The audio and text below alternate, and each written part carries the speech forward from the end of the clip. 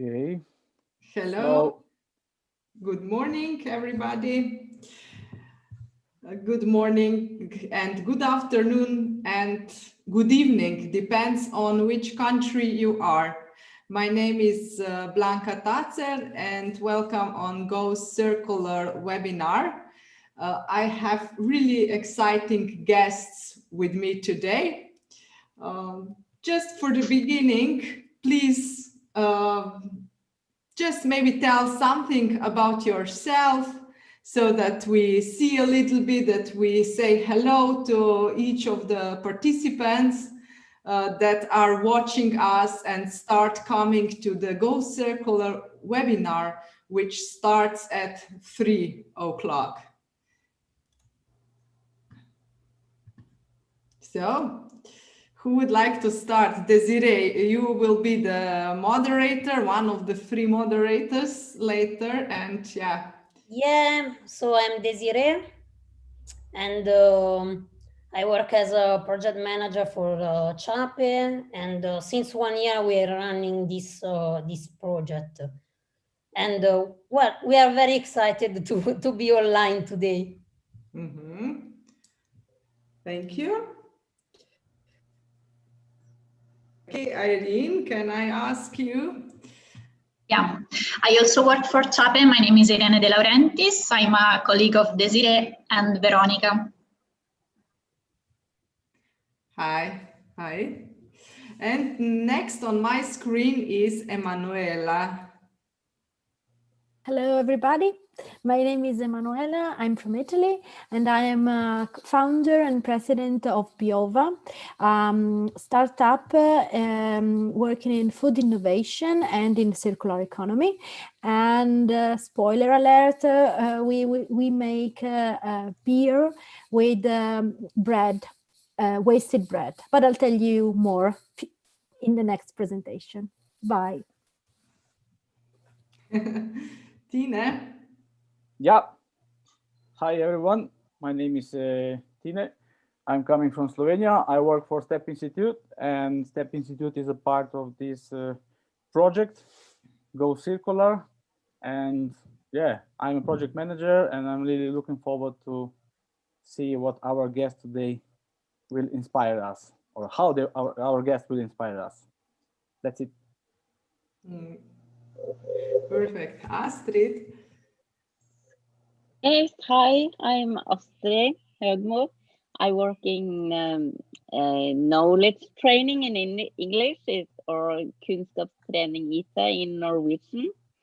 We run courses in game development and also in entrepreneurship. So we are happy to join this project in Go Circular. Thank you. I enjoy listening to all of you, and also the participants are sending greetings to all of us. Jana Nova is saying hi to Tine.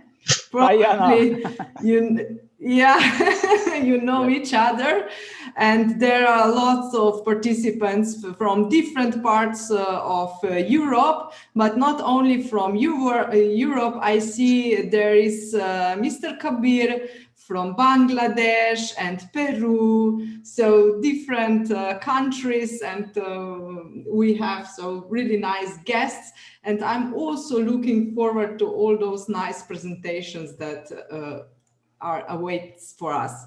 All right, so Michael, can you tell us a little about yourself? Yes, I'm Michael. I'm from Denmark, and I've spent a lot of time with buildings and how they can become circular. And as I will tell you later, it has something to do with Lego bricks. Mm-hmm. Okay, thank you. And KYRRE? Okay, I would just ask you to unmute yourself. Yes, I'm all the time forgetting this. Can you hear me now? Mm-hmm. Yeah, so my name is KYRRE KALSETH, and I'm an industrial designer, and I live in the northern part of Norway. And we work with architecture and industrial design, product development, and a lot of focus on the circular economy. Thank you. Laura? Hello to everyone. I'm Laura Gallo. I'm from Italy, Milan, and I run a social cooperative that works with disadvantaged people. And since the last 6 years, we are involved in projects concerning circular economy, concerning reusing coffee waste to make food. So I'm glad that I can share our project with you. Thanks. Thank you. Thank you. In the meantime, when we are introducing ourselves, please also the participants, you are really invited, kindly invited to participate in this webinar. The first question that I have for you is, please share a synonym word for circular economy. So what does it mean for you in one word, circular economy? How would you say it? What this is? What does it mean to you? What do you have, what experience do you have with it? So in one word. Okay, now Veronica and Boris. Hi, everybody. I'm Veronica. I'm working with CHAPE together with Desiree and Irene. I'm from Italy. Hi. And Boris. Okay, can you unmute yourself? So Boris is in his car. Hello. Hi. Yeah, I'm Boris from Slovenia, and I will present the study case of Mizarstvo Ornik, the wood shop, which are working the new furniture from the old wood raw materials.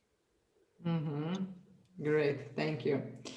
Okay, so thank you all to come to this webinar today and to share your experience. So many different stories are waiting for us today. First, Astrid will tell us a little bit about Go Circular project. Then Michael will follow with sharing his story about creating circular buildings. Then KYRRE with EqualsPlus circular design and architecture. Then we have two more cases. Laura will present us her FungoBox and EMANUELA Biova beer. And the last but not least, Boris with Ornik Furniture Company. Yes, was that right? Yeah, that was about it. So in a minute, we start with our webinar, and I will give my word to Desiree, Tine, and Astrid, who will moderate this event today. And welcome all. And for the beginning, I would just like to share a little video with all of you.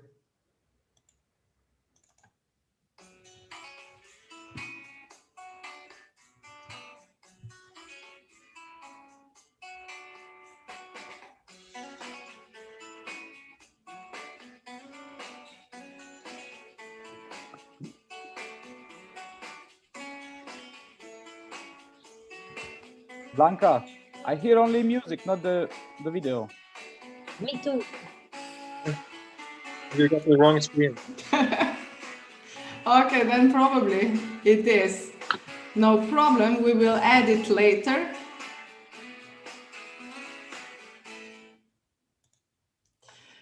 Okay, that on the live stream, probably everything was all right. I will check it. But probably you heard only music. Right, so please, Desiree, Tine, Astrid, welcome you all. Thank you. Thank you. Okay, before Astrid will start, I would like just to tell to the participants that we are also on menti.com this time, as usual. And the passcode is 376612. We will share it via Facebook page. Blanca, can you do that? Yes, sure. Great. Okay, Astrid, it's your turn. Yes, thank you. So I will repeat that we are, for those who are at joining YouTube, we're at menti.com, passcode 376612. Welcome everyone. I will share my screen first.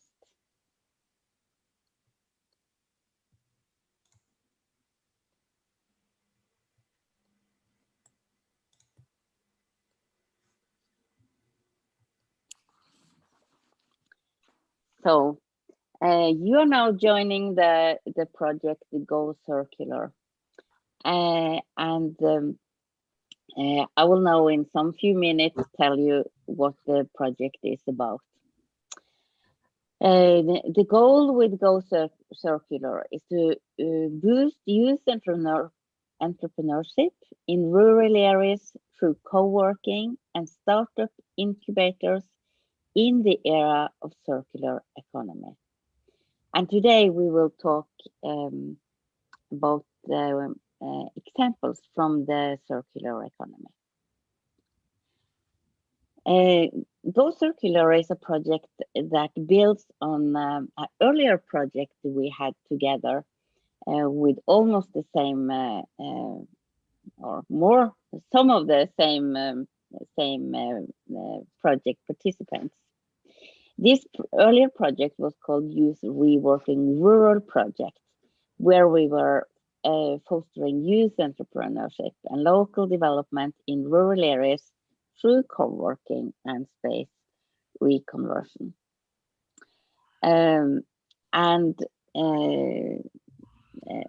Leveraging on the results we achieved in this project, we are now exploiting the possibilities offered by the circular economy. And we will not talk, we're not going to talk more here about co-working spaces. We are going to focus on the circular economy here. So Go Circular project exists of 5 partners in Italy, Slovenia, and Norway. Additionally to this, we are cooperating with other companies, which you will meet today. So the partners are Kunnskapstrening in Norway, STEP Institute in Slovenia, Ornik in Slovenia, Ilgiardinone, I'm sorry, I can't pronounce it correct, in Italy, and Biova in Italy as well. So I want to tell you very short about the objectives in the project. So the main objective is to promote employment and entrepreneurship in European rural areas by empowering young people with the capabilities to create co-working and startup incubators where they can exploit the potentialities offered by the circular economy. And we are exploring 3 specific areas: furniture, agribusiness, and building houses. Since these economic sectors represent strategic fields for a European smart economic and social development. The project's specific objectives are these: to promote employment and entrepreneurship in European rural areas by increasing young people's capabilities to reconvert empty spaces to host co-working and startup incubators, to promote youth skills and competencies for the development of co-working spaces and startup incubators, focused on the 3 specific areas we have: furniture, agribusiness, and building/housing. to equip the young people with relevant circular economy skills that are at the crossroads between citizenship competencies and entrepreneurial competencies. And last, to foster youth capabilities to operate at transnational level for developing joint concrete circular projects. And how are we going to achieve this? We aim to achieve these goals through some activities. First, we are making a training program for co-working and startup incubators managers in the area of circular economy. It is online training about entrepreneurship, circularity in different business sectors as agri-business, furniture, housing, and building. Second, we're making a manual for business ID development and prototyping, supporting tools to help trainers and young people to work on concrete projects and develop prototypes. Third, we're making a compendium of prototypes containing the results of the mobilities, real projects, and products developed by young people. Additionally to these three activities, we are going to have mobilities where young people from Italy, Slovenia, and Norway can meet each other and work on real projects together with the companies and the companies in the associated with the project, which you will hear more about today. And we will also make events to present the results of the youth projects. So this is for those of you who are joining from Italy, Norway, and Slovenia. We are interested to join the workshops. Please be in touch with us.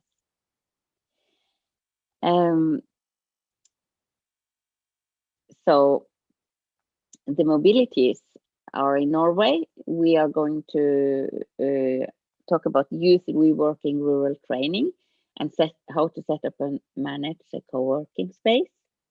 In Italy, we'll have a camp about co-working and startup incubators for the agribusiness industry in the area of circular economy. In Slovenia, we'll have a booth camp about co-working and startup incubators for the furniture industry in the area of circular economy. And last, in Norway, we'll have a boot camp about co-working and startup incubators for the building housing industry in the era of circular economy. And as I said, are you interested to learn more and to join our camps? Please be in touch with us.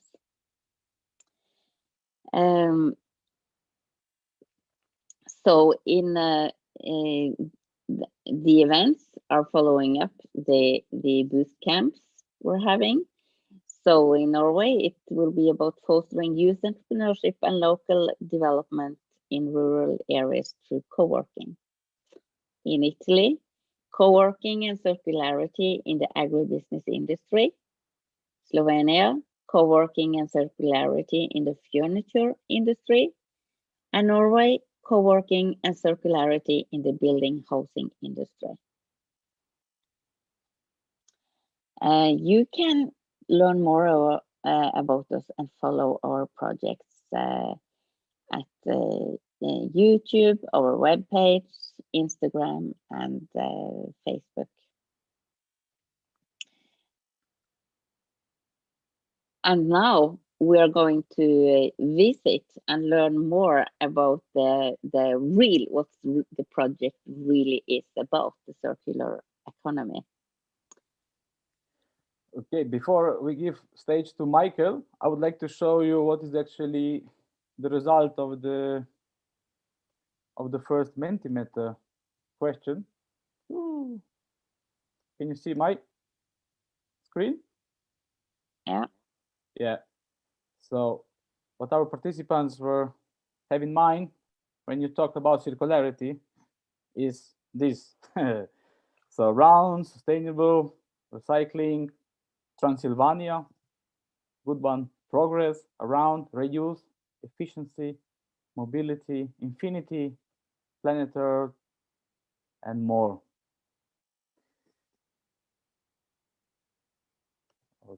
Okay. And more we will hear from Michael. Michael, are you there? Yes, I'm here. Okay, how do you do? All good? I'm good. Yeah, I'm ready. Okay. Then can you start sharing your screen? Yes. Here. Good. Let me know if it works. I will proceed with Menti. Good. You ready? Yeah, go. Okay, so again, my name is Michael. I have a company that's called Copenhagen Village, and we build buildings. And I think buildings is a good way to discuss what does circular mean and what does it look like. And I'm not so sure about Transylvania, but I think some of the other words we'll try to see how that can look in the building sector.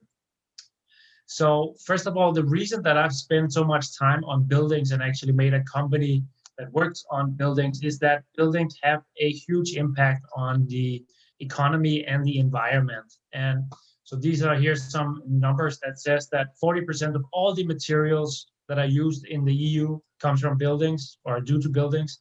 40% of all the energy we use due to buildings, and 40% of all the waste that is generated is due to buildings. So I think that's why buildings really need some special attention, and there's a lot of potential to innovate this sector. Again, I come from Denmark and Copenhagen, and that's a city that's often mentioned as a very green capital and a place where we have good solutions. And one of the recent solutions that's been really celebrated is this big waste incinerator that burns waste and makes heat for buildings, and you can even ski here on the top of the building. So Denmark has a lot of different solutions that people look to, but there's one message that I'd like to share, and that is, if you look on the way that people in Denmark live, if everybody lived that way, then we would spend all the resources that the earth has for a full year. We would already have spent that by March. So essentially, Denmark and Danish solutions, you should be careful to copy because we're in some of the worst when it comes to at least the environment and how many resources we actually use. And it turns out that some of the big solutions that are currently being celebrated, I think you should be very cautious about copying or thinking about as good solutions. And again, here's this big waste incinerator that burns materials and turns it into waste. And you can see here again, you can ski on it. And this has cost us a lot of money to build. And now we understand that maybe burning all our materials is not a good way forward, and at least not a circular way to build your economy. But the problem is that now that we have built such big buildings, they're really, really difficult, if even impossible, to change. So we're kind of locked into some mega projects that we have built.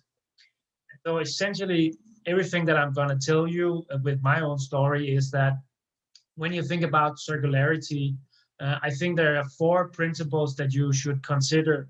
And if solutions don't live up to these 4 principles, I don't think it should be considered circular.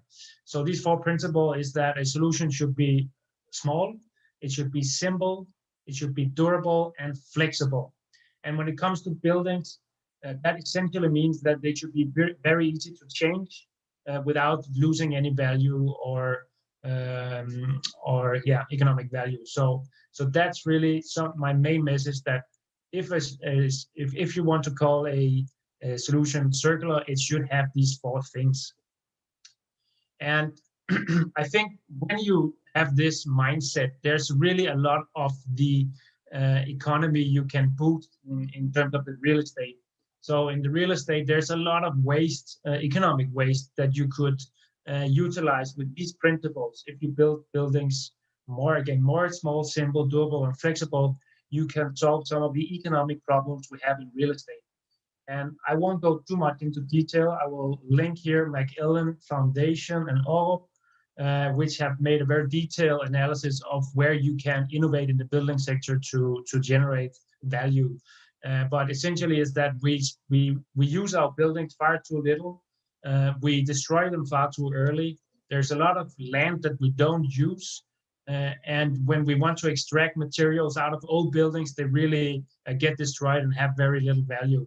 So again, go and check this out for better understanding where you could potentially build a business and change the building sector using these ideas that I will show you. So just to give you a bit of my story and why I've come to the conclusion about these 4 values for circularity, it's that I've spent about 6 years and a lot of money going down this path. And my journey started with a colleague of mine, and we both got fired from our past jobs because we had a lot of opinions, and essentially we had to figure out what to do. And we both thought that, you know, trying to build these circularity principles into the building sector would be a cool idea, but we didn't really understand what that would look like or what the business would be like. And so we went to this old industrial harbor here in Copenhagen because we found some really cheap office space. It was really cold in the winter, but it was really cheap. And beyond meeting some fun friends, we actually discovered that there's a lot of empty land. So that was one of these economic opportunities there is in real estate, that there's a lot of land that's not being used.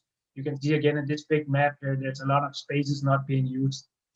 And so we thought that maybe if we make this circular building that can make use of empty land because it's very flexible, then we can make a business. And we were pretty simple-minded. I'm an economist and my co-founder is a political scientist, and we didn't know anything about buildings. But our simple mind, we could see that a Lego and a shipping container had some of the same ideas of, you know, the flexibility and simplicity. So if we could make a shipping container into a home, then maybe we could make some kind of circular building. And so we went to do just that. And in startup world, it's called, you get money first from your friends, fools, and family. And essentially that's what we did to build our first mock-up of how a shipping container home could look. And again, it should be simple. It should be small, flexible, and durable. And that's what we did here with the first container. And I think that we have managed to show that it could also be done with beauty. It doesn't have just to be a functionality. It can also be done with beauty. And one thing we discovered after building that showpiece, you can call it, or product version 1, we discovered that the entire legal system is not really ready for a circular understanding of things that change shape and form and move around. And particularly buildings is not made for that. So there's something that's called the zoning law that says that in this area, you can only have industrial activities. And so we couldn't apply our idea of popping up homes to make use of empty land. But I think the zeitgeist is that people are ready to new ideas. And at least we managed to collect all these people in the picture here. These are Danish politicians, student unions, labor unions, Maersk, big companies, and changed the law. So we now have you could call it a circular zoning law. So we can essentially pop up entire villages anywhere there's empty land with very little permitting needed. So here is the first village we built in 2017 on this old area again, where we had our first office and found empty land. And we built it again using these shipping containers. You can see here a big community space on the right side.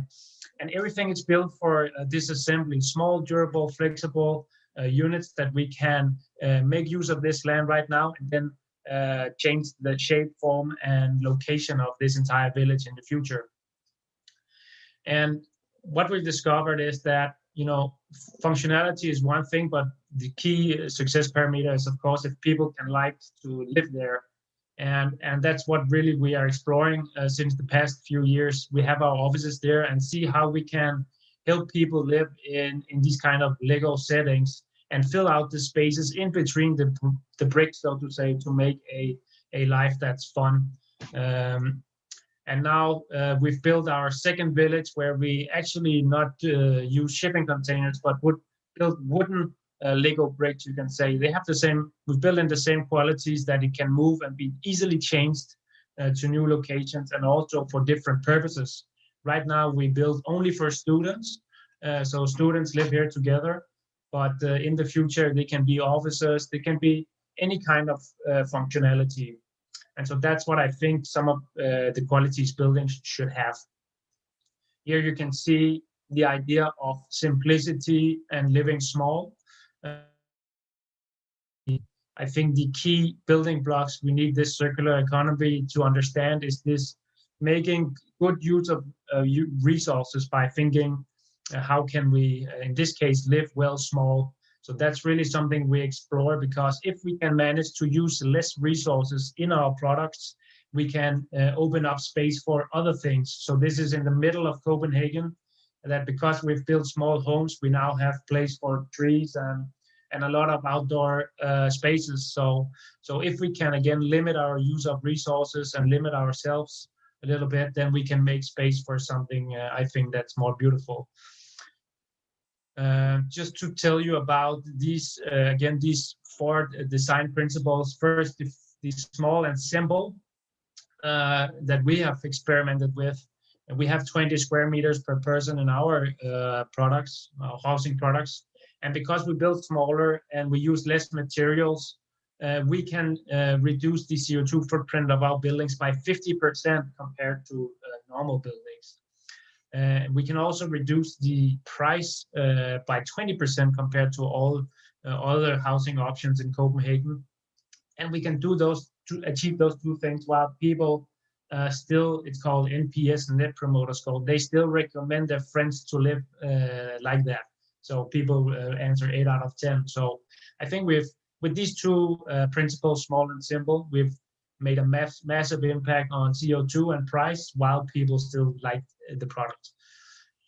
For the other 2 design parameters, durability and flexibility, we've made these housing units. You can see they come out of a factory. They have a lifetime of about 40 years at least. And they cost about 10% of the original purchase price to completely relocate. So that means you can get the building out of the factory, install it in one side, and then for 10% of the original price, you can move it and to a new site. And the economy of that works quite well, so that it takes just 1 year of operation in a new site to earn back that cost of relocation. So again, rather than destroying a building because it's not needed there or whatever it is, you can now relocate it and make that a pretty good business case. So these are the things that we're experimenting with.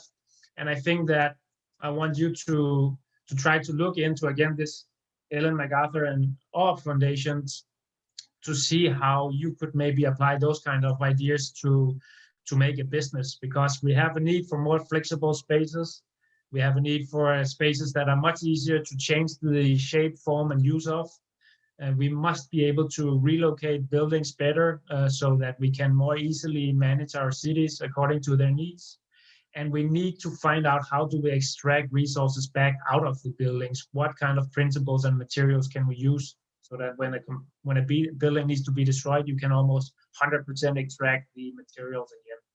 So these are some of the business opportunities that I think you could look into, because there's really a lot of money to be made if you can make good answers to these here categories. But I just want to say a final concluding thing, and that is building these things, small, simple, flexible, and durable, these principles, it's actually more difficult than you would think. So here's a final example of our case where we took a shipping container, built it into a home, again, a home that should be durable and easy to relocate and change. But when we actually got to the relocating part, you can see here on the right side, it didn't work and the building was completely destroyed. So I think that thinking in these ways, not just in theory, but in practice, there's not many people doing that right now. and there, it's not easy exactly, but if you can find good solution, I think you can really make valuable businesses in doing that. And finally, I know there's some theme here about the rural, and I'm pretty much working in the urban setting, but in the rural setting, at least in Denmark, we can see that banks and financial institutions are really skeptical to loan money because they're afraid of who will buy the home there in the future.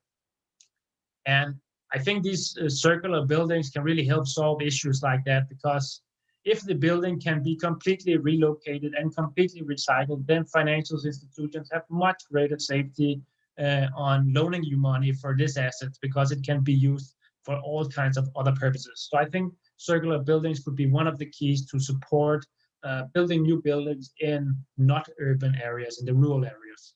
So that's just a thought I have for you. Yeah, so that's basically the story we have, and yeah, what I think circular buildings is about.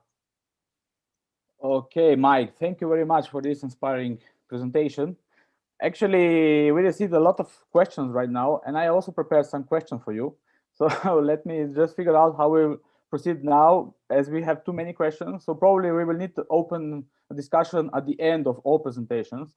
So let me just take some questions here from Facebook wall. So Mr. Vuk is actually asking why Legos. It's pure plastic. Why you used Lego in your presentation, as they are made out of plastic and not natural material? Okay, just provocative question.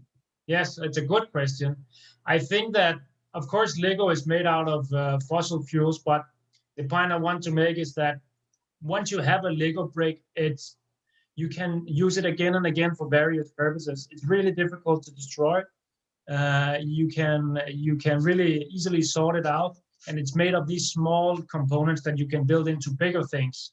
So I think that that's the key message, is that you have a building block that can maintain value. It can be easily changed from one setting to another setting without losing any value.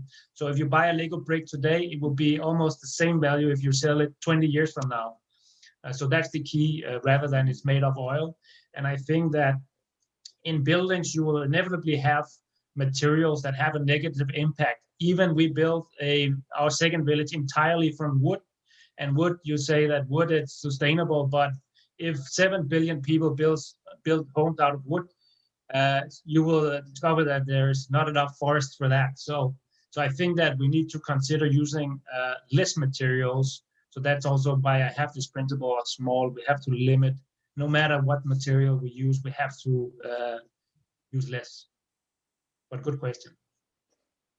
And a good answer. So it's 3:30, so we should continue, but maybe I can ask you another question. The role of municipality. You said you had problems with legislation, right? Yes. So how did you proceed that problematic? Yeah, so again, the problem was that we want to have buildings that can change form and location and be much more flexible. But the whole planning infrastructure and legal infrastructure is not so flexible. They make plans that you build a house here and now it will stand here for 100 years. And so if you suddenly want to change and build now a school or an office, they go crazy. And so that was a challenge for us, because we want to pop up an entire village in a very fast time. And that was not legal. And so we said that, we know it's not legal, but we think it makes sense. And now we've connected student unions, labor unions, big businesses, landowners, all politicians, to see that this idea works for everybody. Nobody loses here. So why don't we do it? Mm-hmm. And we then made a small recommendation for the minister. The minister actually declined, but then we swapped minister. There was a new minister who came in and he accepted, and the law was passed 3 years ago, I think. So yeah, it's about connecting people who will have an interest in your idea, essentially. So the municipality was not ready yet for the circularity, right? And politics as well, somehow. Yeah, you're right. So the municipality, they obviously cannot make laws. Their issue was, can you make a building that's movable and actually is a home? they were very skeptical about that, because there are some kind of movable pavilions and kind of slum buildings, and they were really scared about that.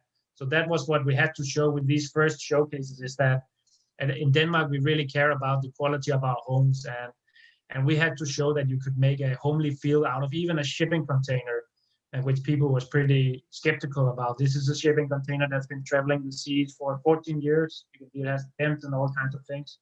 And at least we made it so the municipality, they thought, okay, it's possible to make a movable and relocatable home that's actually a home and has a good quality. But then again, they didn't have the zoning law to approve it. So that's why we needed the parliament to.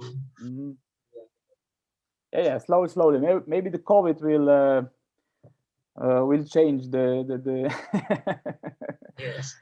the thinking, plus they will support to change the law more faster, and not that you need years and years. Maybe the last question, then we move on with the presentations, as we are quite tight with the schedule. Simona Popescu from Romania, I guess, she's asking if you are already collaborate with other countries. So this is available now only in Denmark, or you already think to go abroad? I mean, to go around the globe. And if you received money from European Union, where did you find investors? So the last one, and then we give stage to KYRRE. Okay, so about the money part, no, we never got any public funding. We really suck at public funding. My co-founder and I, we tried a few times, but we always get no. So we went the other route and specialized in investor relations and getting people on board and building a business. So we now have raised I don't know how much equity, but quite a lot. And again, you start small by this category called friends, fools, and family. Small, just to show the idea. Then you get some business angels to take you from a small idea to your first village, and then you can move up the food chain. And now we have a kind of a big capital fund foundation.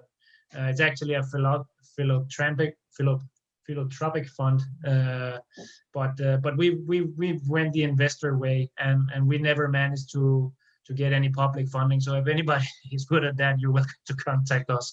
We really suck at it, so I wouldn't ask me. But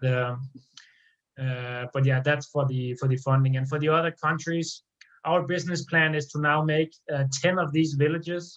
This is number 2 here in Copenhagen.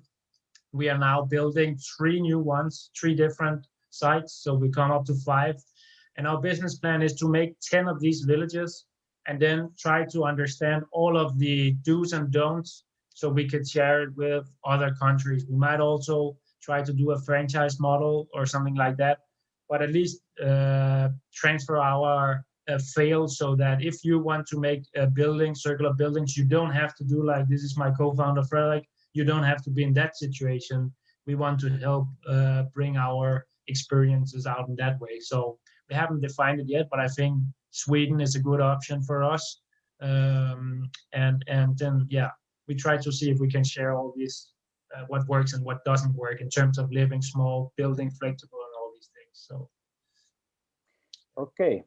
Thank you very much for these answers. It's much more, but I suggest to leave it for the end.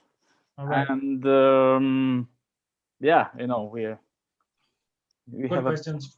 we have a plan. Yeah, and thank you for your answers. We will also check Mentimeter at the end. We received also answer on 2 other open questions that participants can answer. So maybe I would remind all the listeners that we are running a Mentimeter questionnaire, and it's available via menti.com, and the pass number is 376612. Okay, and now it's time for KYRRE, right? Yeah, I think so. Okay. Can you hear me? Yeah, very good. I will share my screen then. Let's see.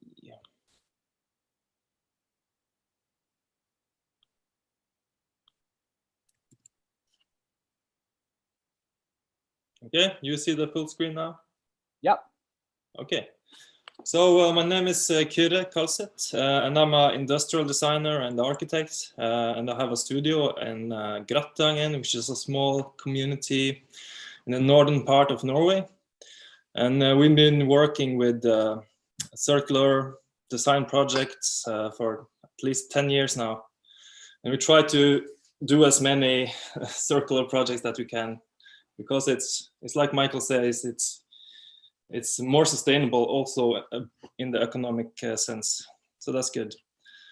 So we are a network of 5 owners of the company. We have consultants within architecture, industrial design, product design, and also sustainability consultants. So I'm in Gratangen in Norway, and we've got one guy in Oslo, also an industrial designer, and we got one guy in Trondheim and in Thailand. He lives in Thailand, but he had to come home because of COVID. So we'll see. And we got my brother in Copenhagen. Our studio is located here in Gratangen. It's an old school building that we are transforming bit by bit into like a hub for creative industries, focusing on these circular design projects. KYRRE? Yeah. It's Astrid. I'm sorry. I wonder if your presentation is hang up, or because I'm still at the first picture. Oh, yeah. Is everybody still on the first picture? Is it only me? Yeah, I think so. Yeah. Yes. You should put it full screen, I guess. That's true. Oh, better. There, yeah. Now you see it. Yeah, great. That's the building. Okay.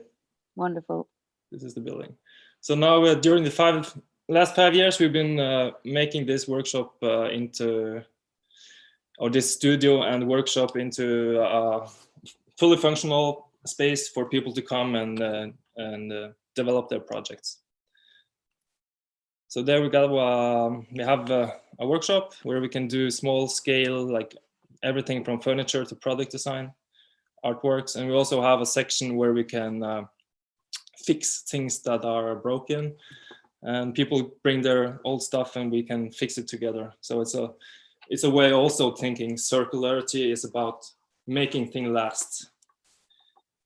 So we use scrap wood, everything we can to make new stuff. So this week we made this frame, for example, in oak for a local painter that is also made from scraps, as a small circular project. So the aim is with this building is to try to transform it bit by bit into a more like a hub for creative innovation.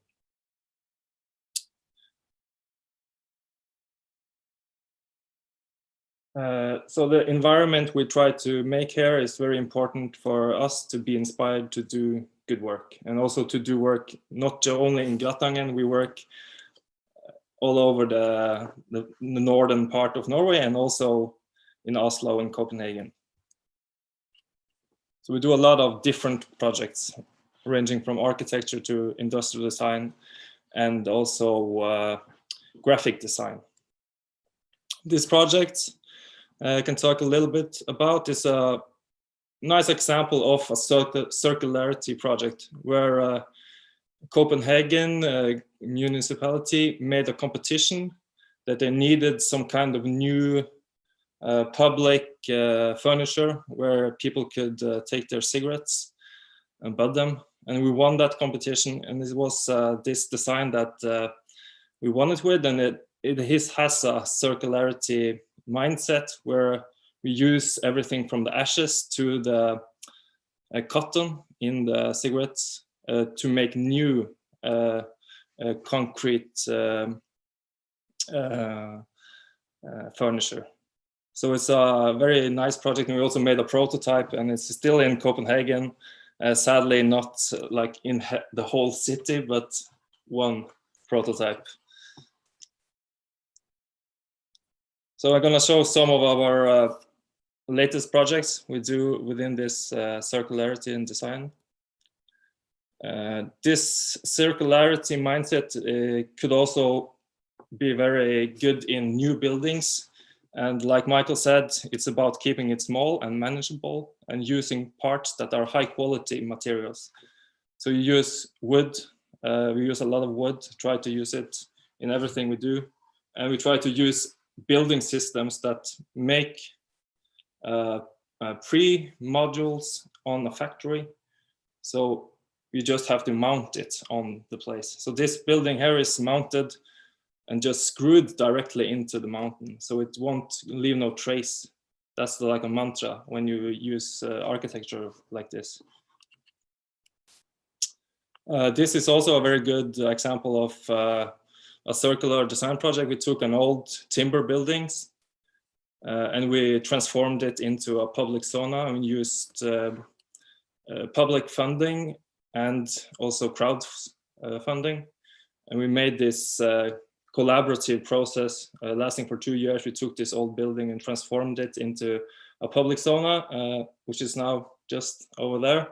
And people are using it, and it's a nice way to just show that you can take something that the municipality here wanted to burn down and just make something very useful from it. It's all in a mindset.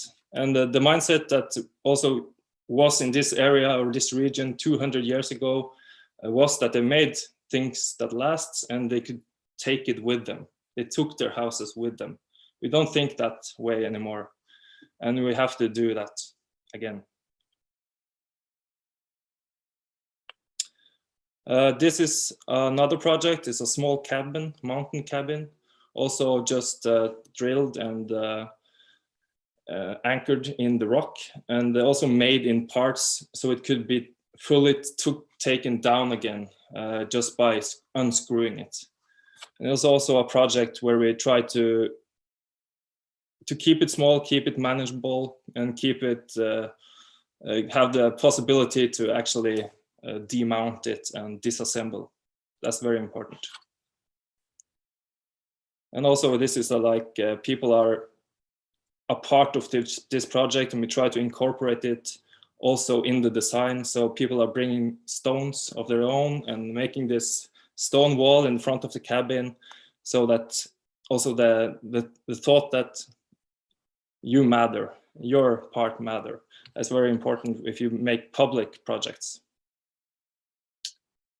Another project we are working on is this old silver fox farm. We've been standing on the mountain up here in 30 years now. So we are trying to get funding to transform it into new small cabins and the houses.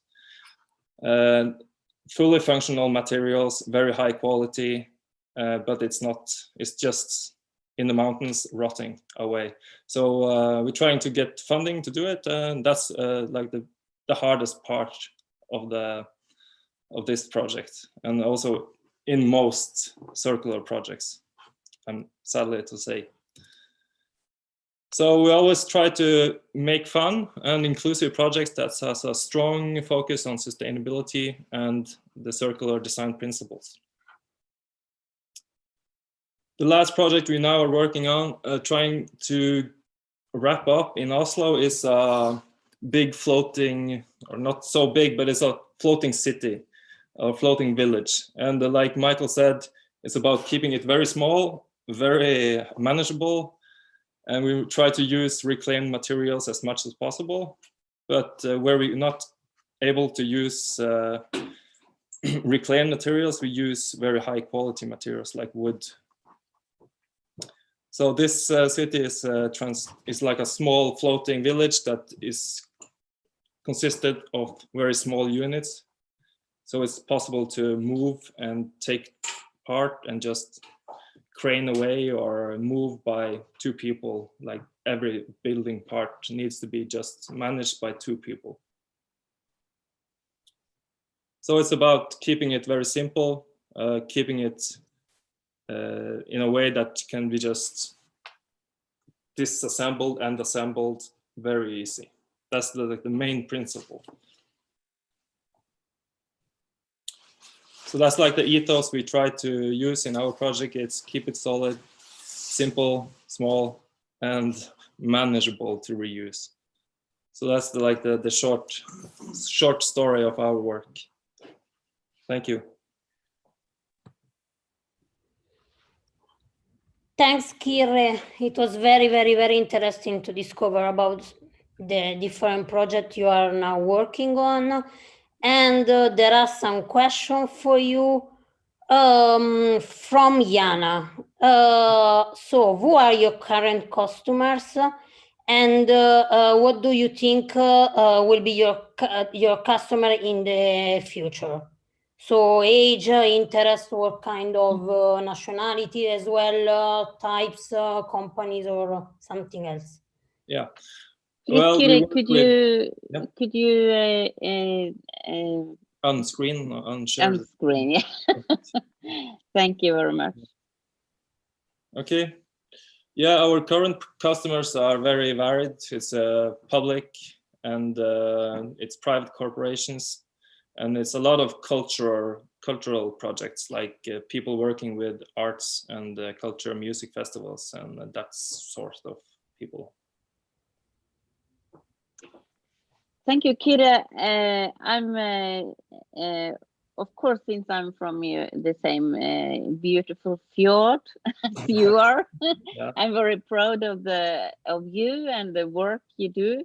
Okay. And I find it especially fun that you are kind of a digital co-working space. Yeah, we've been in the rural area. 10 years. So this COVID thing, where everybody had to be digital, we had that in place already to put it straight. So yeah, that's great.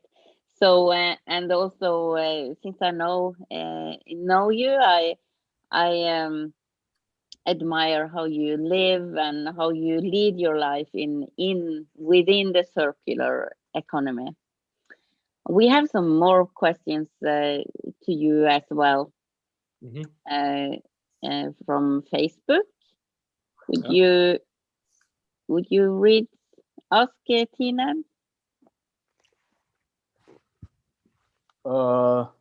Yeah, I have here something more common, and it's about crowdfunding and community engagement.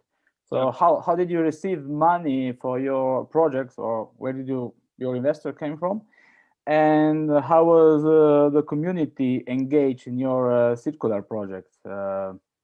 And the role of a network, your personal network, and I don't know, maybe community network. Yeah. Well, first of all, we try to use crowdfunding as much as possible. It's a very powerful tool. So we make like a budget for each project, like the sauna project, for example. We knew that we needed like about 100,000 kroners in cash and 2,000 hours of work. And we said, okay, this is what we need. And I think we used 2 weeks and we got 70,000 from people here in the local village, and also people from all over. And we got some funding from the municipality and some of the small businesses in this region. So it's very easy to do small projects like that.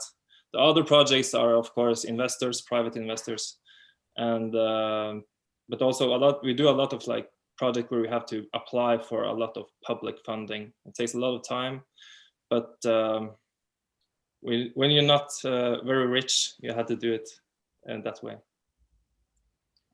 Okay, thanks.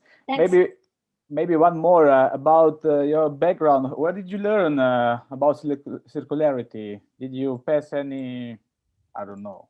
Yeah. Well, I was a student at the School of Architecture and Design in Oslo, and I also lived in Spain and did some architecture studies. So, but at that time, like 10 years ago, there was no course in circular design or sustainability. So I made my own course, actually. So, but now they have it. But I had to make like a half a year course on my own. But I just been interested in it, and I thought that the way we are building and the way we are using resources are very destroying the resources that we have around us. So that's a problem, and we need to solve it. Okay, KYRRE, we have a last question for you from Ben. I put you in trouble by my comments earlier because he wants you to explain how you live your life in this circular energy. Yeah. Well, first of all, I live in an old house, not a new one, and I try to fix it. But also, we do projects like this with like the old fox farm or this old house, and we see the potential in things, and we try to transform it into something new and useful for the community. And that's what you meant, I think, about living my life in a circular way. And also I'm very concerned with how I use resources. Yeah. Thank you very much, KYRRE. We are happy that you took your time to share this with the whole world. We have the entire Europe, and we had the last one I sent a message to was from Bangladesh. So, Tine, who are we having next here? I would just share to KYRRE the results of our Menti. So, which project is your favorite among what you presented? And looks like, okay, there are not many. Okay, they're coming. They're coming, still coming. So Sauna is in the second place. Maybe we'll win at the end. But for now, preliminary results is a snow cabin now. Yeah. Interesting. And which one of these four you like the most? Well, I think the last one, like Silver Fox, is not completed. It's just we're trying to make it happen, and I think that's the most potential in that project. So that's my favorite. Okay, good. Thank you. Yeah, Astrid, we will proceed with our agenda. So we will take more questions at the end of all the presentations. I would like to encourage again all the listeners to raise questions via Facebook or YouTube channel. And of course, we will try to read it at the end and present it to our speakers. So the next one is Laura Gallo from Italy, right? Yes. Yes, I'm here. Hi, everyone. Good, Laura. The stage is yours. Okay, I will go on. First, I would like to share the screen. Let's do it. Yes. Okay. Yeah. It's working. So, good afternoon, everyone. I'm Laura Gallo, and I'm the president of a social cooperative settled in Milano, in the north of Italy. The name of the social cooperative is Ilgiardinone. That it's very hard to pronounce if you are not from Italy, but it's easy to remember because it means like a big garden.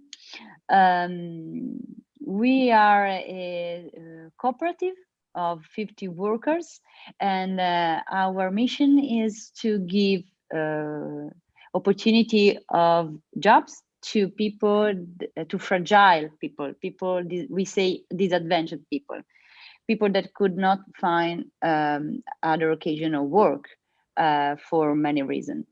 So we make the work integration for disadvantaged people.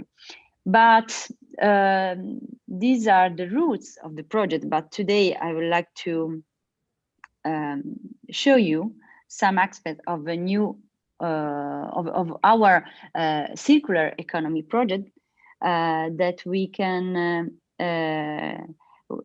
It's called FungoBox. Fungo, it means mushrooms, and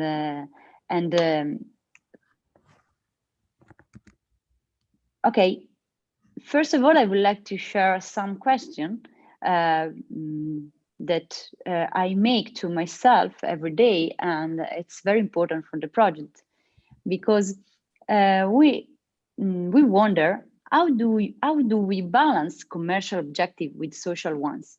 Because our cooperative deals with services for other enterprises like gardening services, cleaning services, and we have workers involved on it.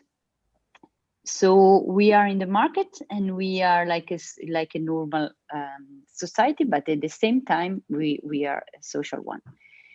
What are some of the common traps to avoid?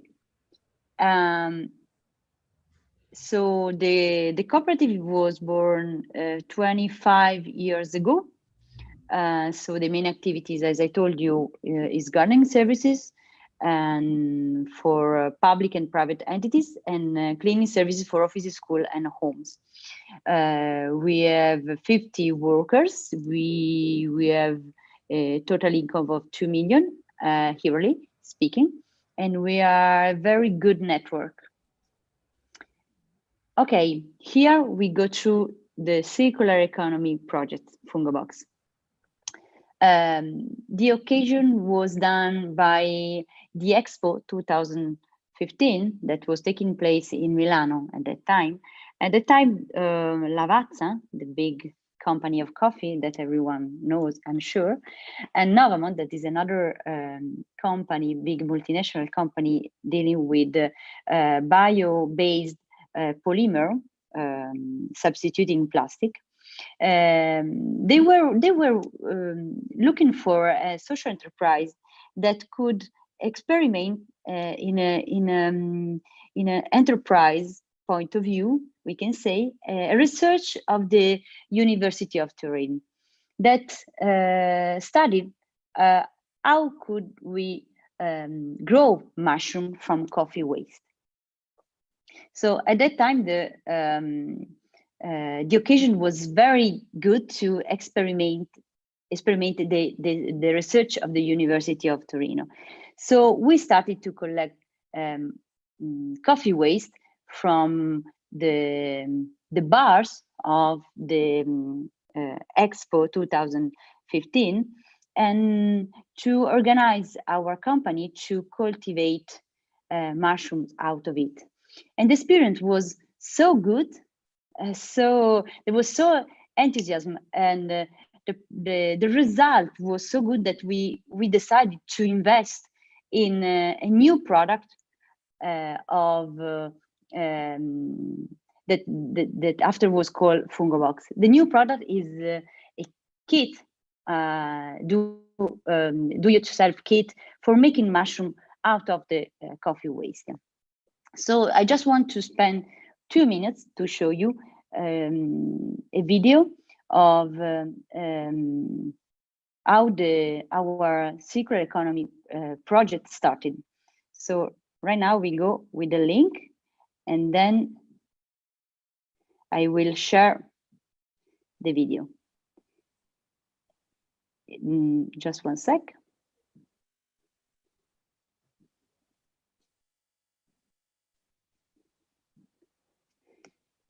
Okay. Good.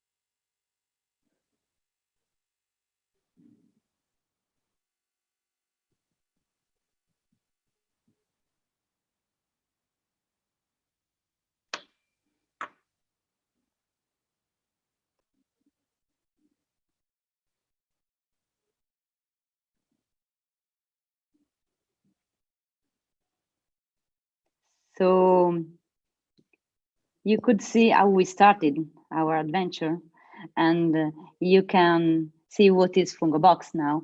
FungoBox is a kit to grow delicious mushroom in your comfort house. So what we do in our cooperative, we collect coffee from the bars around our offices every day, and then we have a place in which we make incubation. We mix the coffee waste with the seeds of the mushrooms, and we leave the substration, the soil, in special room for making the incubation.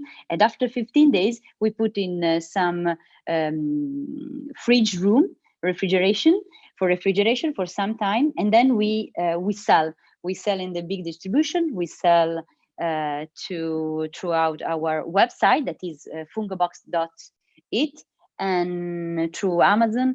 And so we have after the 2015, the year after, we started to sell the products, and it was a very successful experience. And after that, we started to have a lot of contacts with the enterprises and people working around the coffee waste, like a new resource for making things. So we have increased a lot our know-how on how to implement the business using a waste resource to make a new resource. The interesting things of this project of FungoBox is also that you can keep this kit, take to your house, grow by yourself the mushrooms in your house, eat the good mushrooms that are coming out, and after that you make growing the mushroom for 3 times, 4 times, depends on how you are good in growing mushroom, you will use what is left to fertilize the soil. And we have studied that 30% of the fruits and the leaves of your orchard will be much more good. So it's like a circle, exactly. It's a symbol of the circular economy, we used to say, because it's like you take a waste, the coffee waste, after that you drink your espresso, you do new food, because you grow your mushrooms and then you have mushroom to eat, and after that you can keep what is left and you put again in the soil. So the coffee that is making that is doing your espresso is coming from the land too. So it's like a perfect circle. So that is the amazing idea. So if you allow me, I will also show you another very short video of 2 minutes that show you how we can how we do every day in our cooperative, how we go to collect. So I think that it's very interesting. So just 1 sec, I will prepare it.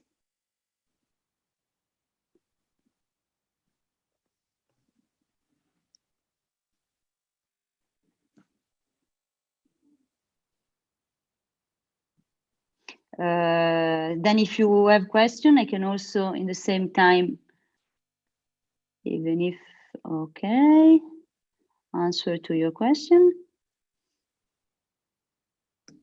Yeah, here we are. I share the screen.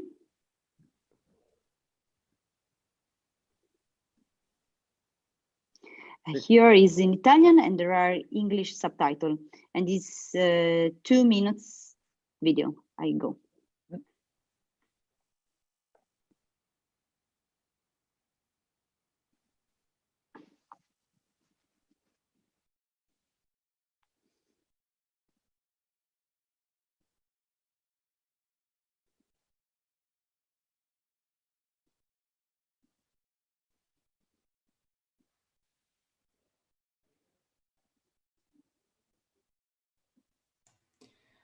Laura, it's Blanca. You have to share the computer sound also, because we don't hear, we only see the video. So I will go through the description if you want. So,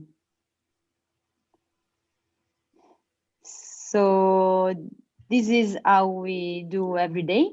We go to the bars and we collect the coffee ground. This is Silvia that is collaborating with us, and the people of the bar are very happy to give us their waste, because usually they have to give to the municipality that has to collect the waste. So we keep in the special room, and we mix with mycelium and cellulose. This is one of our worker, and this is how we do. We do the production of FungoBox twice a week, and then we put the mix of things in this bag, and we put in the incubation room, we used to say. And for 2 or 3 weeks, they stay there. And after that, we test our every batch that we do. We test before that we take to the market. So these are the mushrooms, how they are coming out. And usually the people, they ask me if the mushrooms are safe. And I used to say that we buy certified seeds of mycelium, so we are sure that it's safe. And when you grow your mushroom, you can keep and take directly in the pen. And they're very good. So after that, after 3 harvests of delicious mushrooms, as I told you before, you can put in the soil. So yeah, this is the things. So I just stop the video and just make the conclusion. So yeah, here we are. So for us, FungoBox is like a symbol. It's become a symbol, as I told you, because we have started with this project. We have started to sell FungoBox for the first time in 2006, and at the time we had the most interesting things was that we started to speak with people, with enterprises, with institutions, with a lot of stakeholders about the question of how the waste could become a new input for producing the things. That is one of the concepts of the circular economy, that is not only as I saw as reusing, but is also it's a new concept for the enterprise. That means that we have to look with the, I used to say, new glasses, new new eyes is the things and the opportunity of the market. So and in that occasion, we had to also increase our competencies and knowledge concerning, for example, how to sell products instead of services. And for us was a good challenge, and we used to say that we had a successful experience in that. So nowadays we are doing, used to say, combining our mission, that is giving the work to the disadvantaged people, making profit to invest in our project, and also with this project we have a good impact in the environment. So we say the 3 P: people, profit, and planet. So for us, is not only maximizing profit, but also the shareholder values. And we sure as surely we have a long-term approach, and because it's our way of doing business, and the motivation of the entrepreneur should be fed by the long-term impact on the job of people and environment. And I can tell you that today, after this amazing experience, we have also new project, new product concerning coffee, with the new product that have more added value and are more mature, how do you say, senior, and so this was an occasion for us, and so I hope that the next summer or autumn we will take to the market with a new product made of coffee waste. Thank you, Laura. Amazing. Your job is really amazing. We have some question for you. Our teachers are asking if some of those activities can be implemented in school. So my question for you is, do you work with school? Do they come to visit Ilgiardinone? Did they take experience I mean, in the real process of creating mushroom? And do you think it's useful for educating new generation, such kind of project? Yeah, we had some experience with schools and with a group of children, or even for children which we propose the FungoBox activity, and also not only in the school but also, for example, for the companies, like team building events. So it's a quite easy process doing mushrooms out of the coffee waste. So it's a good excuse to think, to speak about the circular economy. So it's a good input, as I say. Great. And another question from Yana. She's asking if we as people can manage the process at our home. So with our coffee waste, the one we use for mocha and things like that. I mean, it's theoretically it's possible, and someone is doing it, but it's not very easy if you don't do in a control temperature, control light, control humid room. So it depends how you can manage to organize your house to do it, but theoretically you can do it. Great. And another question from Giacomo. How do you deal with waste management authorization? Do you need the quality authorization? And what is your role with authorities as well, with the public? Yeah, actually in Italy, the law from where we started, it's changed a lot, fortunately. And the Italian law is changed to go through considering coffee waste like input of production. That was not before. At the 2016, we were like a pioneer at that time, and but now we have opened a kind of plan. We have asked for authorization to the Città Metropolitana, that means a kind of a regional authority. So we had to do a lot of work with the Italian bureaucracy to do it, like it's normal. But that I want to say that is a path. No, is a path that all I think the European institutions are doing with the objective of arriving to having law for permitting to the company to use waste like an input. Oh, okay, we are almost over your time, but let's take the last question. Paolo is asking you where we can access to FungoBox. So more about this activity, and maybe, if I understand it well, where can we buy it? You can buy it on our website, that is fungobox.it, and on Amazon, if you search for FungoBox. You can buy also in some shops around Milano, or you can also call us anytime. We can send everywhere, all over Europe.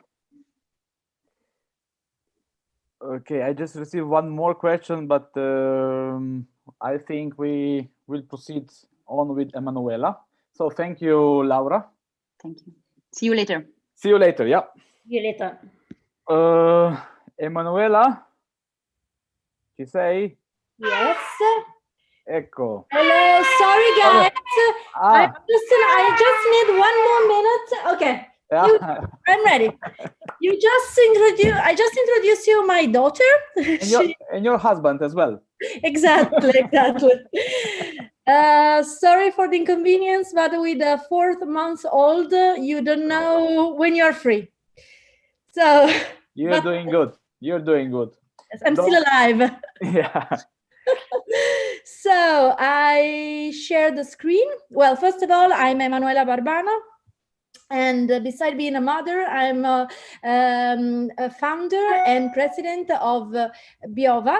Biova is a food innovation company.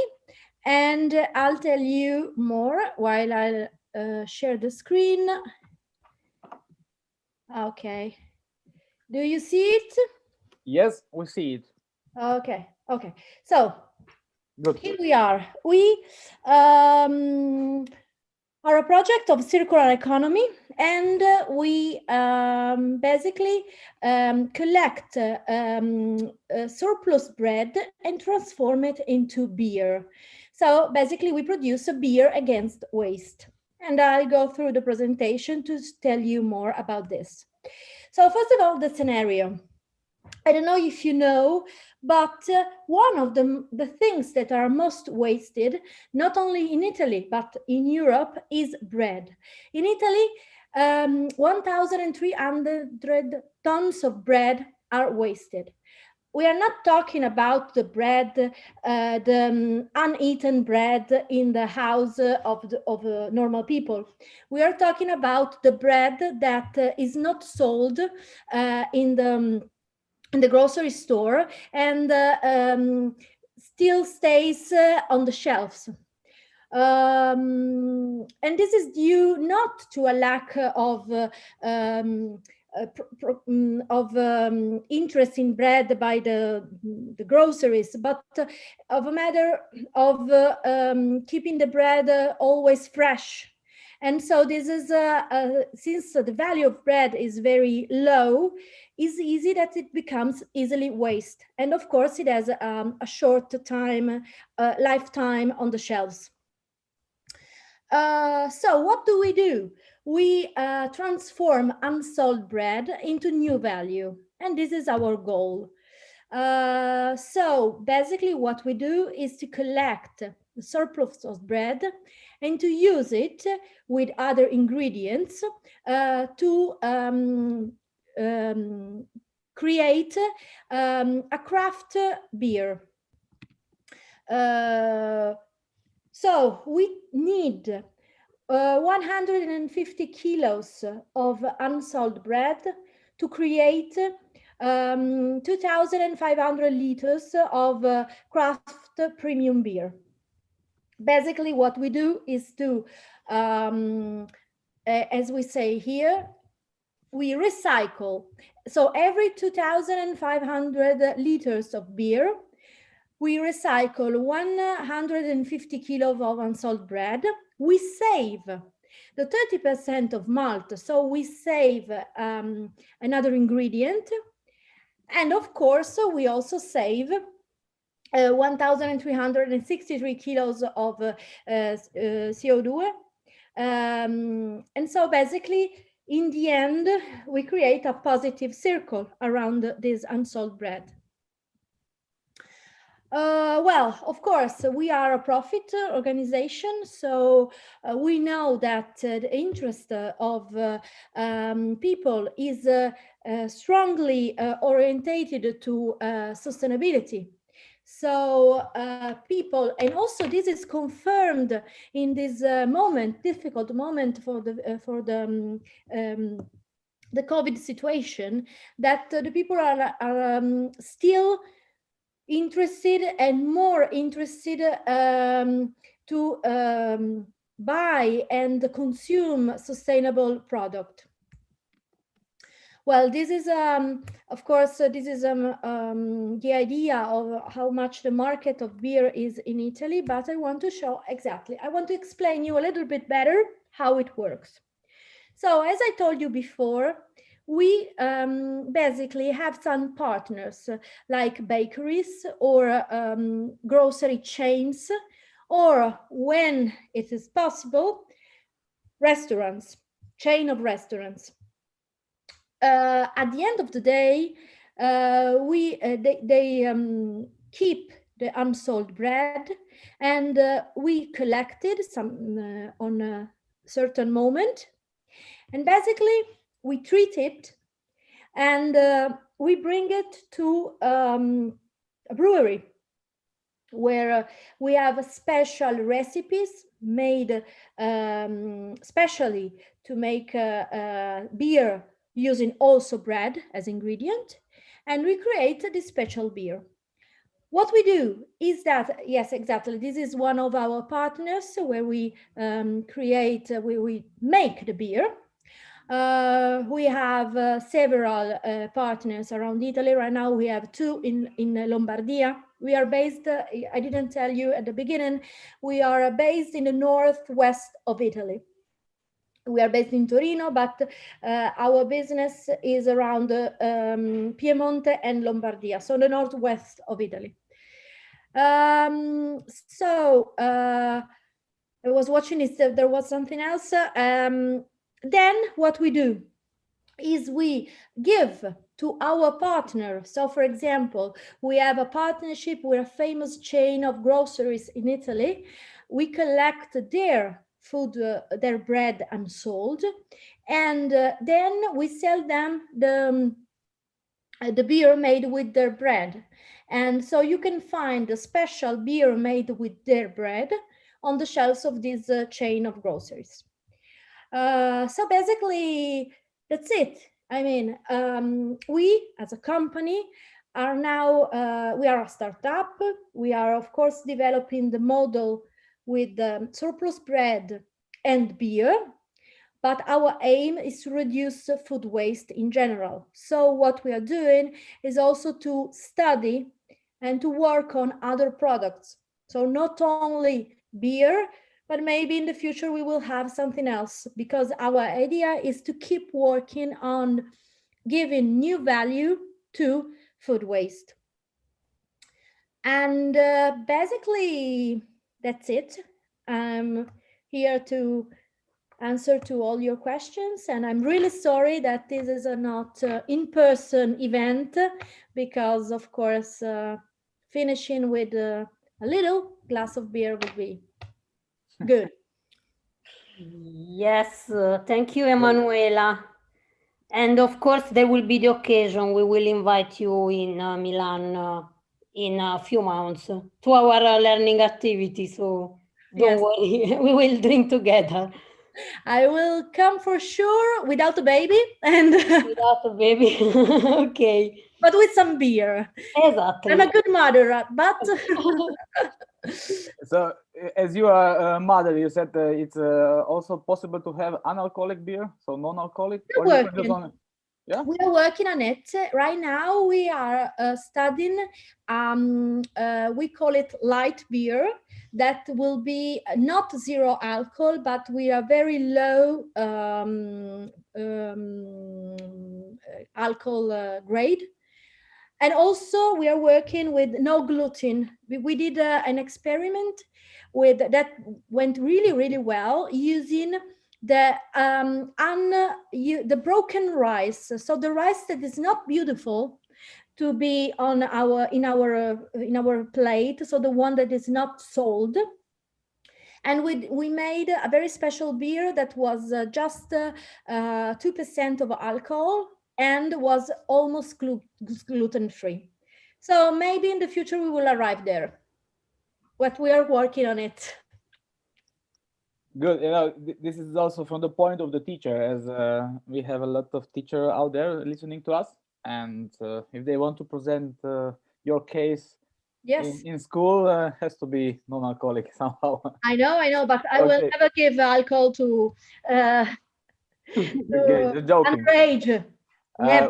We have a lot of questions. Desiree, you will write them? There are a lot actually. Ben is asking if you are selling in Bologna in Fico. I don't know. Not yet. Not in Fico. Right now we are we are basically in the northwest in every COP for Italians. In the northwest in Lombardia, Piemonte, Valle d'Aosta, and Liguria. You can find us online, but no, we are not there. And do you work with UK or with international partners? Are you selling in other countries in Europe? Not yet. I mean, we hope to open, our market to outside Italy. We are now working, we are basically based in the Northwest, and we try as soon as we can to be available all over Italy, and maybe in the future also abroad, but not now. Great. And Jan is asking if bread is used 100% as a replacement of grain. Is a replacement of malt. Okay. So basically, we reduce the 30% of the malt, and we put bread. Okay. Michael is asking if it's a ginger beer version as well, possible to have it or not. Maybe in the future. I mean, we will have many recipes. So we are now tasting a different one. So in the future, why not?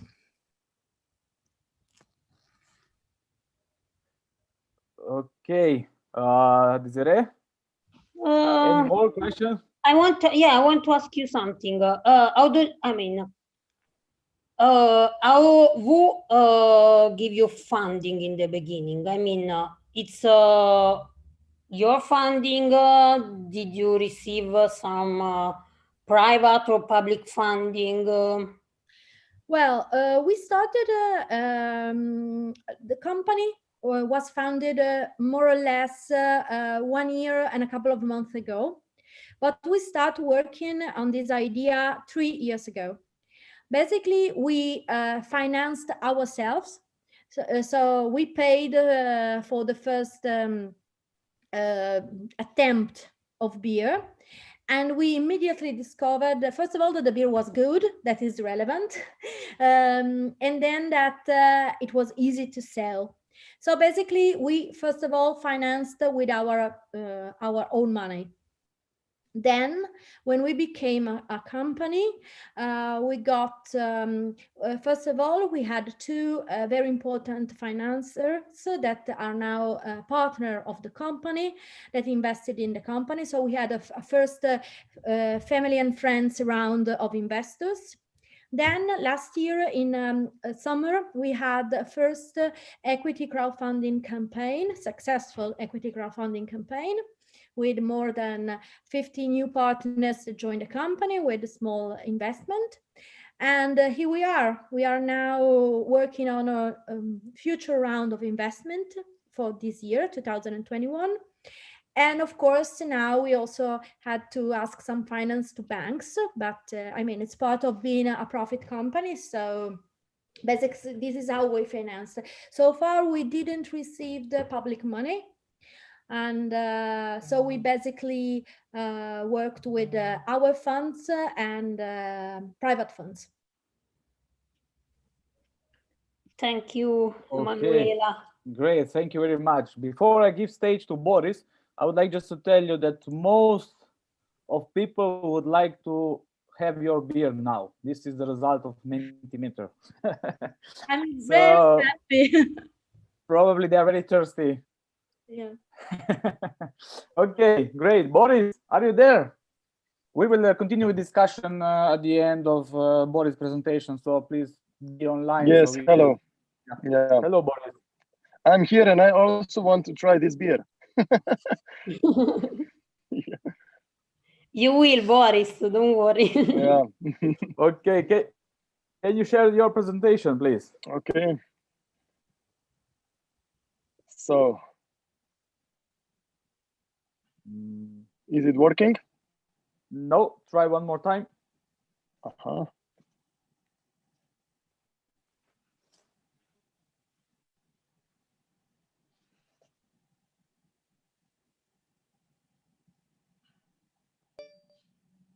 Uh-huh. Now it should work. Yeah, but now it disappeared again. So try again.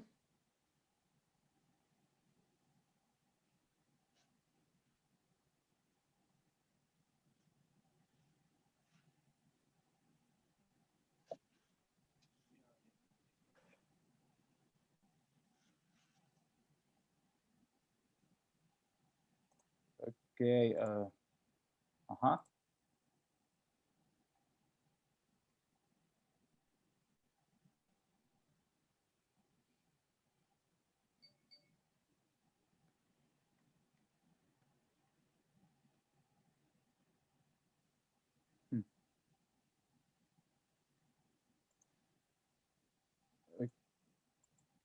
Okay, it looks you have some problems. Let me see if we can share it for Probably. you. Yeah, and you will follow it from the screen share, okay? Maybe you have a Okay. poor connection or something like that. Desiree or Blanca, who is there? Yeah, Desiree, can you please share it because I have to moderate the chat also. Yeah, okay. I'm trying again. Maybe it will work now. There we are. It's coming.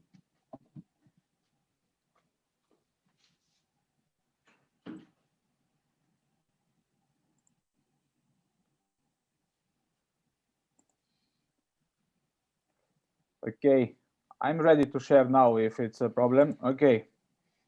Boris? Yes. Yeah? Okay, I'm start sharing my screen. Can you see it? Okay, this is work now, yeah? Yeah? Yes, we can see it. Good. It's the first slide.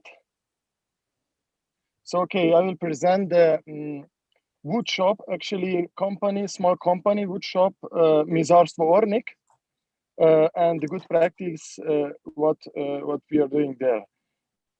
So maybe Tina, you can start with the first slide, which is mostly just formal, like how is it?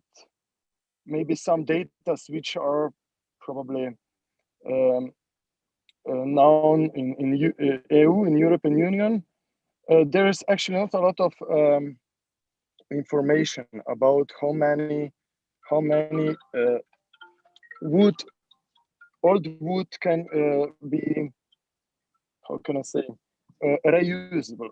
So there is from the companies, from different companies, which are in the furniture sector or maybe in wooden house sector, there is really hard to find any informations about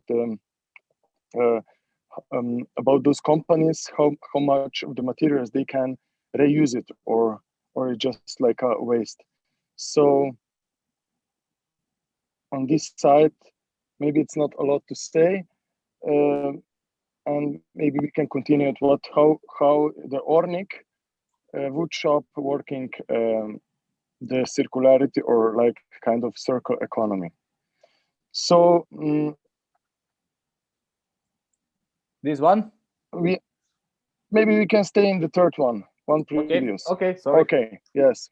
So wood, for those who are not know exactly, it's quite good to understand that wood, it's a non-special material, it's a national material, which could be 100% renewable and reusable.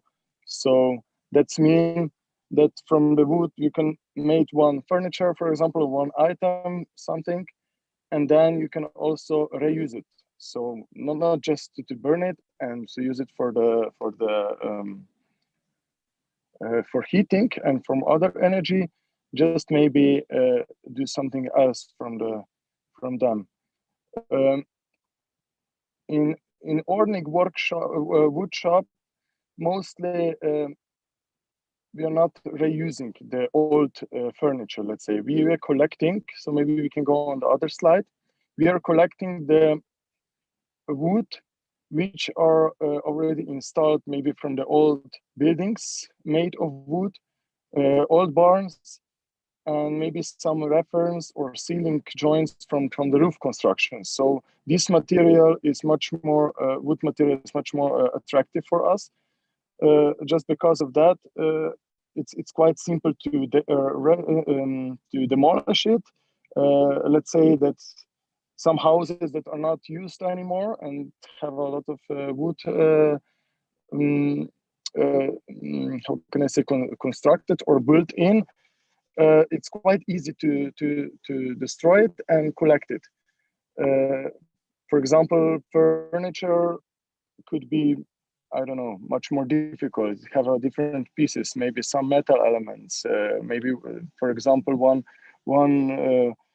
wardrobe have maybe some metal elements and some finishes, maybe some colors painted, and this is much more difficult to prepare that kind of materials to use it maybe in the production. So we are collecting that kind of wood which is installed in the buildings. So there is a different possibilities how to use the old wooden material in the furniture sector or in the furniture branch. So, for example, maybe one slide back. Thank you. So maybe wooden buildings, roofs, and rafters. What I already said, it's the best way to got it, to clean it, and just maybe to cut it and prepare in the production for the new items. Then definitely are a lot of wood waste material which came during the production. And there is another possibility what we are quite good using. So it's the dust from the machines, from the wood, cutted wood, which could be pressed and with the special machine, and then we can got the new product. Like here you can see on the slide, it's like a briquettes, pallets, which are good for the heating. So totally the dust can also be used, not just thrown away. So here is a just short presentation, some points of the let's stay on this slide, one slide back, please. About the Ornik. It's actually the small company with 7 people employed, and last 6 years there is a special the production are special oriented to using the old wood, and working, let's say 70 or 80% of the new items from the raw wood material, which is quite good. There is not a market so big in Slovenia that we can sell the furniture there, but mostly most of the clients are coming from Austria or maybe also from Germany. Why? Maybe on the next slide, Tina. Because if you can see on those pictures, the new items are looking really natural. So there we're not applying any special finishes on the wood surfaces, any painting, special color. It's just stay like it is. Maybe some parts are oiled for the better surface feeling, but normally it's just the natural wood brushed and sanded on the prompt surface. So, and here is now some pictures about the finishes projects. So it's not, we're not talking about just the furniture or maybe just about the doors or the windows, there's also elements which are built in, for example, the wood claddings, the floor, the ceilings, as you can see, and this is everything done from this raw wood material. No any paintings, not any special surfaces applications. Maybe the next picture. Here shows, for example, the whole indoor area, which is totally like let's say it's the same material and totally combined with the locals, what they want, and also with the different materials. Here, for example, stone, you can see on the wall, and that kind of atmosphere give you the feelings. It's really, really cozy, really warm, and smells quite good. Each wood have a different smell, and so in that kind of interior, it's different. It's a totally different feeling when you step inside. It's quite warm.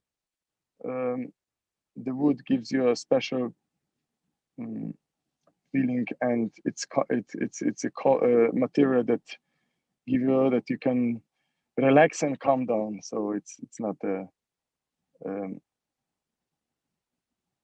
it's not quite hard to say that it's different, like we heard before from the first presentation from Michael, I think so, when he presented the indoor areas made from the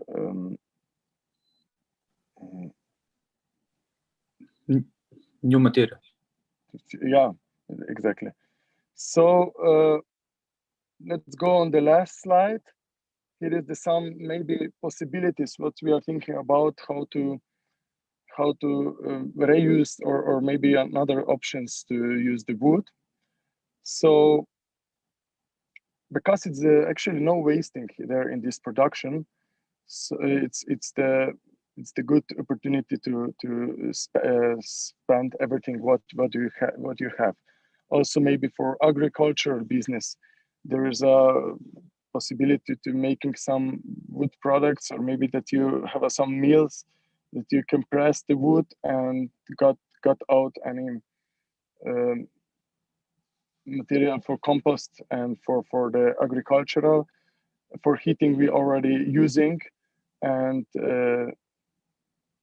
for small cuts, maybe small pieces which are coming from the production, they also could be used for any other smaller furniture items.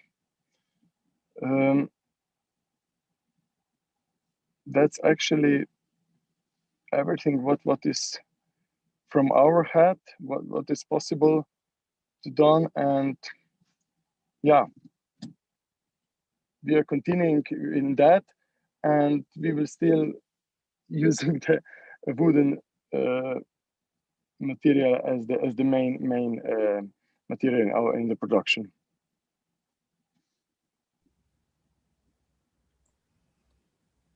Good. Thank you very much, Boris. Can you hear me? Yes. Yeah. We managed to to do the presentation also with some technical problems, so improvisation is always here to help us. Okay, I was not following all the questions. Maybe can I ask her of Desiree or Blanca what was actually on the Facebook going on? Actually, no questions so far for this. Okay, then we have some. Boris, just short question and short answers. What you would, how you would comment the cost of using old wood comparing to cost of using a new wood, so fresh material, are higher, lower, or how is also the production? How you set the production, and if you compare it to the cost? Yes, maybe the old wood material is not so expensive. So for example, 1 cubic costed 200 to 300 euros.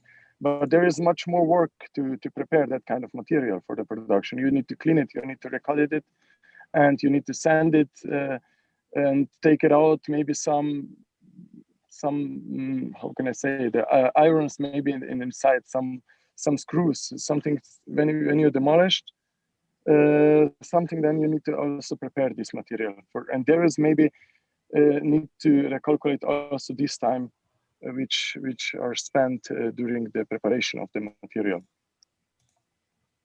Okay, thanks. We just received one question from Facebook, but I have another one for you. So how you deal with heritage? You know, you are destroying somehow old houses in the area or demolishing them and try to reusing it. Yeah. So it's a support of local people, or how is with that? So they are happy that you most are of yeah. Okay, sorry. Most of those houses are on the rural areas, so this is not the houses probably that the people are living inside. So maybe some farms which are not in functions anymore, and the locals mostly also help to destroy it. And now we already have some connections that they call ourselves and ask, do you need something like that, some that kind of material? And then yes, it's really okay. It's a small company, and it's really on, let's say, talk to talk conversation, some person to person. It's not nothing. It's not on the market. It's not special market that you can buy it and that somebody delivered it to you. You need to do this all by yourself. Yeah. The local community is helping you, and they're actually your suppliers, right? Let's say like that, or maybe yeah, private people, yeah, which don't need anything, or maybe which needs to destroy any barns or old building with the wood. Okay, the question of Jana Nova, let me see. Yeah, how you would define your competitive advantage in the light of big companies like IKEA? Where you see yourself when you compare with we can compare this. We can compare this actually, because it's a totally different sector. How can I say? Okay, because it's a small family company, and the work, it's always project to project. So it's not like that we have a production of 300 or 700 same pieces. We are doing the unique projects with the quite unique pieces, as you can saw on the previous pictures. So the client came to us and said, okay, we want the furniture and made from massive wood, from old wood with these characteristics, and give me the I want that you can supply me and install me the complete, I don't know, interior of the one room, for example. And it's totally project work, and it's not the lean production, let's say, or massive production. We don't work on that way.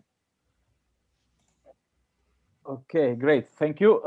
Maybe the last question, and then we are done with you. I checked just the Mentimeter question. I will share it now. And start sharing. Okay, share. The Mentimeter question was, how many working hours does it take to make a wooden chair out of recycled wood? So we even had a photo of chair, but I cannot show you right now. I don't know why. Anyway, the participant saw also the photo of the wooden chair. There was also one in your presentation. Can you answer this? So what is the correct answer? How many working hours? Yeah, I think that just one person or maybe 5 person answer correct. So it's between 30 and 40 hours, let's say. Okay. It's not, yeah, for in our production, because those chairs are totally made of massive wood. It's not the massive production, and yeah, it's in this time hours are also incalculated. What I said before, to prepare the material, it's custom made chairs. It's not production line. Yes, exactly. Okay, thank you, Boris. Astrid, you will open up a discussion, kind of roundtable, and then for another 15 minutes, and then we are over with our webinar. I guess it's already 10 to 5. At 5 o'clock we should finish. Yes,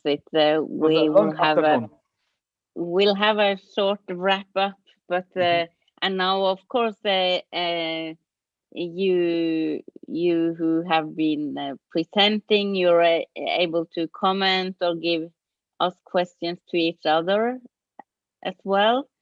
I have to say I knew about all of you ahead of time, but I'm even more impressed after listening to you all today, and I can hear how, of course, you're working in the circular economy, so you have the same a lot in common. But it would be very nice to hear you reflect about each other.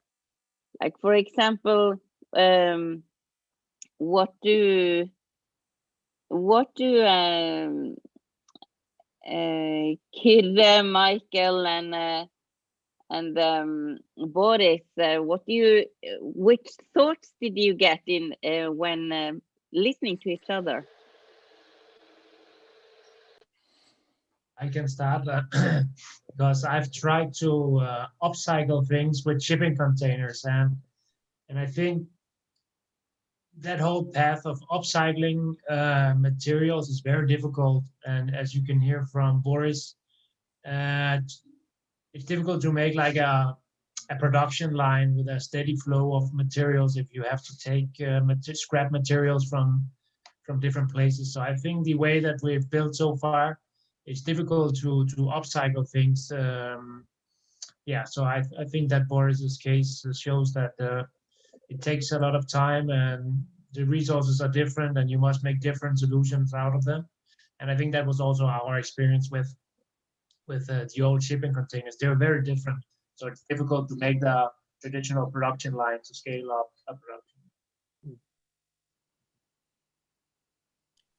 Yeah, I think my thought is also is takes a lot of more time to reuse materials than to use new ones, but the cost is lower, but the hours are longer. But if you see on only the resource point of it, you actually save about 70% of resources by reusing. So that's very good idea to do. And also we need more jobs in Europe in the coming years because we got the robotic technology taking over. So we need people need something useful to do. So we need to put those people into action. And I think, like Michael says, like working with shipping containers, it's steel, it's hardcore, it's rough, and it's a lot of labor intensive, I can imagine. And that's why we try to use wood, and like old timber buildings is easier to work with. And also if you make sections that are manageable for 1 person, 2 person, it's very more, it's logical. You can use it easier. You can just unscrew it and you can use it for something else. And that's the way you have to think when you're actually designing a project, I think. Michael, you use both, right? You reuse the containers and you mix it with other materials. Yeah, that's right. And now in the second village, we built it with only with wood and not recycled wood, only some parts at least. So we try different strategies to see what gives the best environmental impact at the price that people can pay. Yeah, so to try to mix experiences. Thank you. Boris, KYRRE, and Michael, you work with wood. You're thinking housing, and what about food, coffee, and beer? Which thoughts did you have when listening to the Italian concept?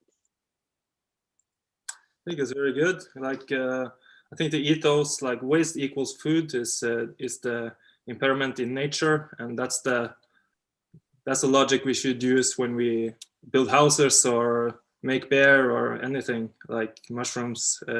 Coffee waste is food for mushrooms, and it's a very logical cycle in nature, and we have to see how nature operates to learn.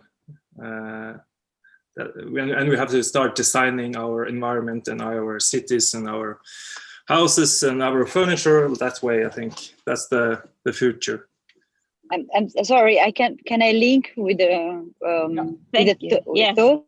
Because with a new product that we are thinking of with coffee, we are also thinking about doing kind of panel for building houses. So maybe in the future we can make some links with you.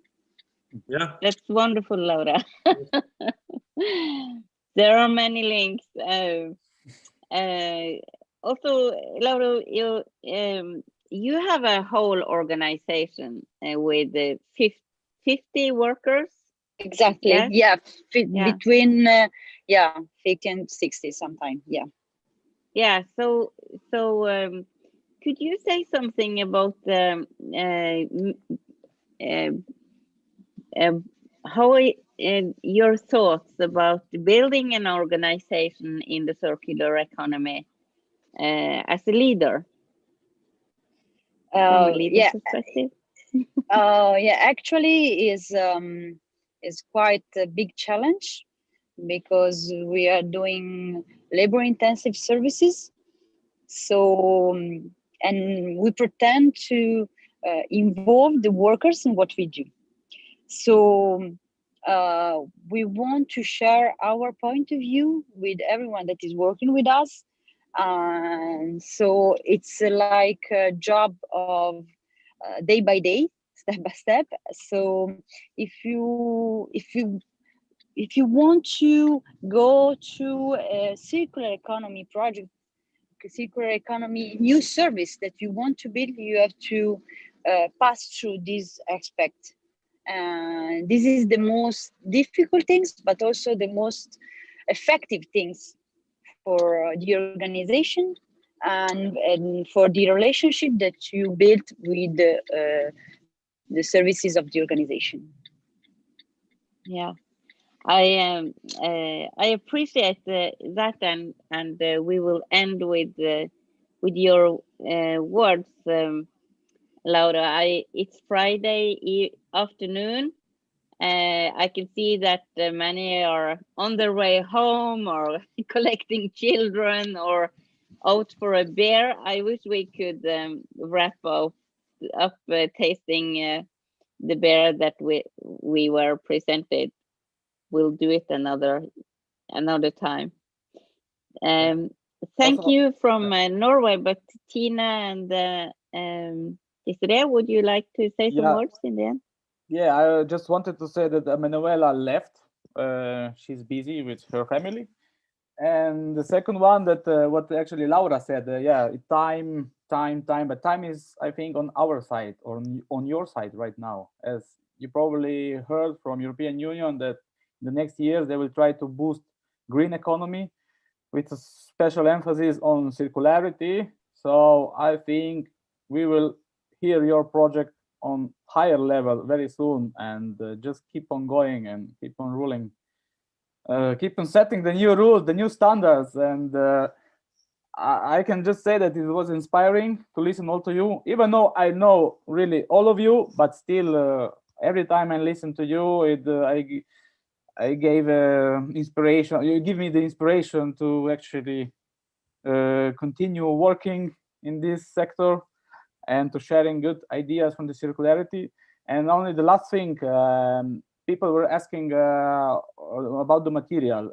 We will come back to you very soon, where you can find more material from our project and also from more material from other schools, or the circularity is right now, let's say, it's developing.